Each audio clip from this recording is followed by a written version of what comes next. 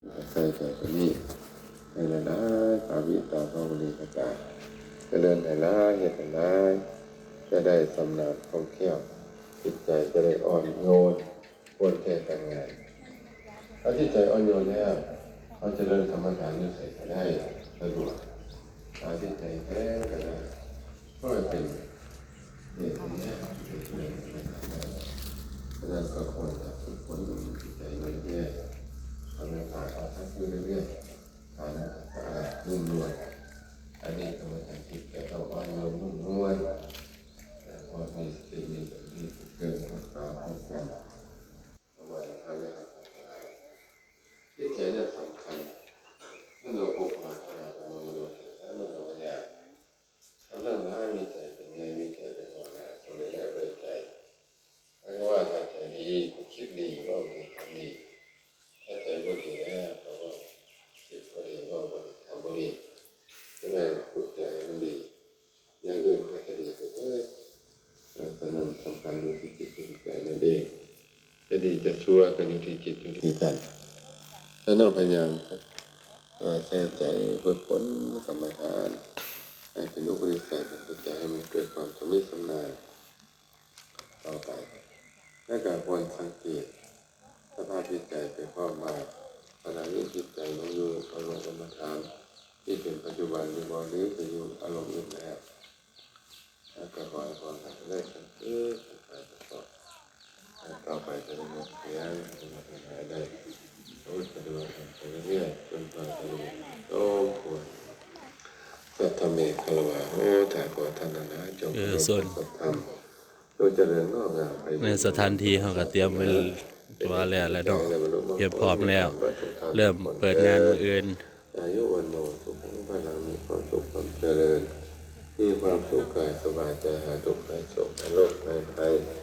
อยู่เย็นเป็นสุขทั้งกายทั้งใจ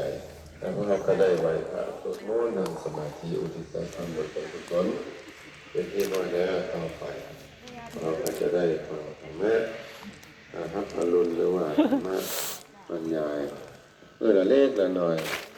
ฟังธรรมวันนี้จิตแจ่มใสวันนี้จะได้นำพระสูตรชื่อว่าปริหานิสูตรมาเล่าสู่ฟังในพระสูตรนี้ว่าเรื่องการว่าเรื่องให้พิจารณาตัวเองเพราะแม่บุคคลในโลกนี้จะเป็นพระก็ดีภิกษุก็ดีภิกษุณีก็ดีอาจจะเป็นผู้หญิงก็ดีเป็นผู้ชายก็ดีประสบปฏิกาก็ดีให้มาพิจารณาเจ้าของว่าเจ้าของจะเป็นคนเสื่อมหรือจะเป็นคนเจริญถ้าว่ามีธรรม4ประการนี้อยู่ในตัวแล้วผู้นั้นจะเป็นคนเสื่อมเสื่อมศีลเสื่อมธรรมเสื่อมบุญเสื่อมกุศลธรรมที่ยานั้นมีอย่างแน่หนึ่งเป็นคนมีราคะหนาแน่นสองเป็นคนมีโทสะหนาแน่นสามเป็นคนมีโมหะหนาแน่นสี่เป็นคนบ่มีปัญญาต้องพิจารณาถ้าผู้ใดมีธรรมสี่อย่างนี้อยู่ในจิตในใจแล้วบุคคลนั้นเสื่อมเป็นคนเสื่อมนะภาษาเป็นคนเสื่อมใจยังเสื่อมจากบุญเสื่อมจากกุศลเสื่อมศีลเสื่อมธรรมเสื่อมสติเสื่อมปัญญานะเสื่อมกันสิไหนจะไหนวะเนี่ยเนาะเป็นคนมีราคะหนาแน่นเป็นที่ไหนเป็นคนราคะจริตหรือว่าเป็นคนคิดแต่เรื่องมักสวยมักงามเป็นคนมักติดใจกรรมคุณอารมณ์ติดใจหูในเสียงในกินในรสในสัมผัสพยายามคิดนึกถึงสิ่งเหล่านี้อยู่ในใจในใจก็มีอย่างมีแต่เรื่องกายมาเลยมีเรื่องกายอยู่ในจิตในใจอย่างไรหูเสียงกินรสสัมผัสในใจคิดเป็นเรื่องเหล่านี้จิตใจก็เพราะว่ามีความกำหนัดยินดีติดใจ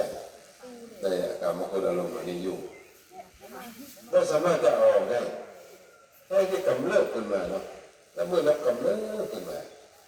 แล้วว่าแต่ละคิดจะได้หรือวันไปเงินมาหอบแล้วตั้งแล้วหอบเอาดูสิก็สามารถจะขับไล่ราคะตัวนี้ออกหรือว่าโลภะตัวนี้ออกได้